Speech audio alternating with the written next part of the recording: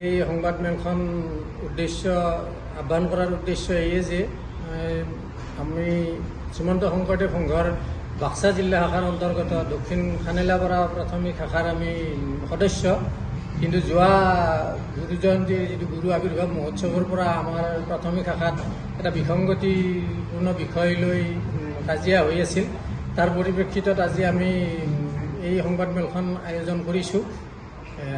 এই মূল কথাটো হ'ল যোৱা আমাৰ গুৰু আৱিৰ্ভাৱ মহোৎসৱৰ পৰা যিটো প্ৰাথমিক শাখাত যিটো বিবাদ লাগি আছিল এবছৰৰ পৰা, যোৱা বছৰ হঠাতে তাৰমানে গুৰু জয়ন্তীৰ আগে 29/9/2023 তাৰিখে মূলৰ ফালৰ পৰা এটা নিৰ্দেশনা আহিলে যে অসম চৰকাৰৰ ফালৰ পৰা 24 ছেপ্টেম্বৰ তাৰিখটো গুৰু আৱিৰ্ভাৱ মহোৎসৱৰ কাৰণে বন্ধ ঘোষণা কৰা হৈছে।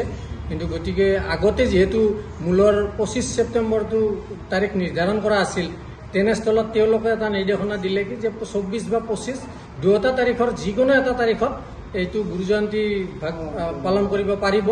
তেনেকৈ আমি প্ৰাথমিক শাখাৰ এখন মিটিং দিলোঁ। দিয়াৰ পিছত তাত সৰ্বসন্মত সিদ্ধান্তক্ৰমে আমি আলোচনা কৰিলোঁ যে 24 তাৰিখেই গুৰু জয়ন্তী ভাগি পালন কৰা হ'ব। সেইমতে সুকলমে গুৰু জয়ন্তী ভাগি পালন হৈ গ'ল। যোৱাৰ পিছত হঠাতে দুপৰীয়া একাংশই আমাৰ প্ৰাথমিক শাখাৰে একাংশ ব্যক্তিয়ে মাইক যোগে এলাউন্স কৰি দিলে যে অহাকালিও গুৰু জয়ন্তী হ'ব। কিন্তু তাত বিবাদ সম্পৰ্কৰ কিবা সূচনা হ'ব বুলি ভাবি আমি তাত নামাতিলোঁ, যদিও এই বিষয়ত আমি পিছত প্ৰাথমিক শাখাৰ লগত কথাখিনি আলোচনা কৰিলোঁ। লোৱাৰ পিছত যিকেইজন ব্যক্তিয়ে সেই ভুলটো কৰিছিলে আৰু তেওঁলোকে অসাংবিধানিকভাৱে তাত অসৰণীয়া কিছুমান ব্যক্তিৰ দ্বাৰাই তেওঁ ধৰ্মৰ ধ্বজাখন তাৰমানে অসাংবিধানিকভাৱে উত্তোলন কৰিছে, য'ত জিলা শাখাৰ প্ৰচাৰ শাখাৰ সম্পাদকজনো তাত উপস্থিত আছিল। গতিকে তেনেস্থলত তেওঁলোকক আমি এই কথাখিনি অৱগত কৰি ক'লোঁ যে যি হৈ গৈছে সমস্ত ভুলৰ, যিহেতু জিলা শাখাৰ প্ৰচাৰ শাখাৰ সম্পাদকৰ উপস্থিতিত হৈছে, সমস্ত ভুলৰ ক্ষমাখিনি আপোনালোকে বিচাৰক, ভৱিষ্যতে এনেকুৱা কৰ্ম কোনো নকৰিব। কিন্তু তেওঁলোকে এই বিষয়ত অপাৰগতা প্ৰকাশ কৰি এই ক্ষেত্ৰত তেওঁলোকে অনীহা প্ৰকাশ কৰাত আমি এই বিষয়টো জিলা শাখালৈ প্ৰেৰণ কৰিলোঁ। জিলা শাখাই আমাৰ ওচৰলৈ আহি এটা আংশিকভাৱে এটা মীমাংসা এটা কৰিলে, যদিও তাত সেই মীমাংসাটোত আমি সম্পূৰ্ণৰূপে সন্তুষ্ট হোৱা নাছিলোঁ। নহয়, আমি পুনৰ এটা অন্য বিবাদ আমি তাৰমানে কৰি পেলাই তেওঁলোকক কথাখিনি জনালোঁ। জনোৱাৰ পিছত তেওঁলোকে মানি নোলোৱাত পুনৰ আমি জিলা শাখালৈ ক'লোঁ যে আপোনালোকে এই বিষয়টো যদি মীমাংসা কৰি নিদিয়ে তেতিয়াহ'লে আমি জিলা শাখাত নাথাকোঁ। আমি তেওঁলোকক এখন এপ্লিকেশ্যন দিলোঁ, আমি অব্যাহতি ল'লোঁ জিলা শাখাৰ পৰা, যিহেতু আপোনালোকে এইটো মীমাংসা কৰি দিব নোৱাৰে। কিমান দিন কোনটো শাখা আপোনাৰ?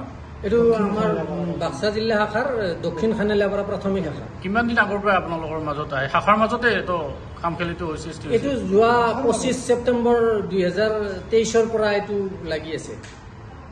যোৱা বছৰ আমি জিলা শাখাৰ বা আমি প্ৰাথমিক শাখাতো আমি এটা আস্থা ৰাখিছোঁ। যদি এই ক্ষেত্ৰত কিমান ঘৰ আপোনালোকে বাদ দিয়ে? আমি 39 ঘৰ মানুহ ইয়াত আছোঁ। বাদ দি 39 ঘৰ আমি বাদ দি আহিম। যদি তেওঁলোকে মীমাংসা কৰি দিব নোৱাৰে তেতিয়াহ'লে আমি বাদ দিম। কিন্তু বেছি দিনো আমি এই ক্ষেত্ৰত নাচাওঁ। আমি খুব এই আৱিৰ্ভাৱ মহোৎসৱৰ আগে যদি সমস্যাখিনি তেওঁলোকে সুচাৰুৰূপে সমাধান কৰি দিব পাৰে তেতিয়াহ'লে আমি মানিম, আৰু যদি নামানে তেতিয়াহ'লে আমি তাৰ পৰা অব্যাহতি ল'ম। অৱগত কৰাৰ পাছত জিলা পৰ্যায়ত তেওঁলোকে কিবা মন্তব্য কৰে নেকি? তেওঁলোকে মন্তব্য মিটিং দিছে আমাক। মিটিং দি পেলাই তেওঁলোকে বিভিন্ন ধৰণে তাৰমানে কথাটো মূল বিষয়ৰ পৰা তেওঁলোকে আঁতৰি থাকে। তেওঁলোকে মূল বিষয়ৰ পৰা আঁতৰি থাকি পেলাই তেওঁলোকে আমাৰ তাৰমানে ফৈদটোকে কৈ থাকে যে আপোনালোকে যি হৈছে মানি লওক, এই কথাটো মানি লওক। কিন্তু যিখিনি ভুল কৰি আছে তাত স্বয়ং প্ৰচাৰ শাখাৰ সম্পাদকজন উপস্থিত আছে। কি নাম আছে? পতাকাটো ৰণীধৰ বৰ্মন তেখেত উপস্থিত আছে। বৰ্তমান কিন্তু তেখেতক জিলা শাখাৰ পৰা অব্যাহতি প্ৰদান কৰি বৰ্তমান একজন বেলেগত এই দায়িত্ব ন্যস্ত কৰিছে। মানে জিলাই একো মানে আপোনালোকৰ সমাধান কৰি দিব পৰা নাই? আমাক একো হেৰি কৰা নাই। সেইটো কাৰণে আপোনালোকে মানে তেওঁলোকৰ সদিচ্ছা এই ক্ষেত্ৰত আমি দেখা নাই। বিষয়টো মীমাংসাৰ ক্ষেত্ৰত তেওঁলোকৰ আমি সদিচ্ছা আমি দেখা নাই। নেদেখাৰ কাৰণে আমি এই সংবাদমেল দিয়াৰ কাৰণে আমি বাধ্য হৈছোঁ। পৰৱৰ্তী সময়ত কলৈ যাব? ক'ত পৰৱৰ্তী সময়ত আমি কি ব্যৱস্থা গ্ৰহণ কৰিম? আমি নতুনভাৱে আমি এখন সমাজ আমি এশৰণ হৰিনাম ধৰ্ম কিন্তু আমি বাদ দিম। আমি এশৰণ হৰিনাম ধৰ্মটোতো শংকৰ সংঘৰ ধৰ্ম নহয়, এইটো স্বয়ং আমাৰ শ্ৰীমন্ত শংকৰদেৱ গুৰুজনাৰ ধৰ্ম। গতিকে গুৰুজনাৰ ধৰ্ম আগত ৰাখি আমি পৰৱৰ্তী পৰ্যায়ত আগবাঢ়ি যাম আৰু নতুন সমাজ এখন গঠন কৰিম। যিটো খাম খেলি লাগি আছে শাখাৰ মাজত, জিলা পৰ্যায়ত জনাইছেনে, অৱগত কৰিছেনে? জিলা শাখাক আমি জনাইছোঁ। তেওঁলোকে তাৰ পিছত আমাৰ ইয়াত এখন সভা অনুষ্ঠিত কৰিলে।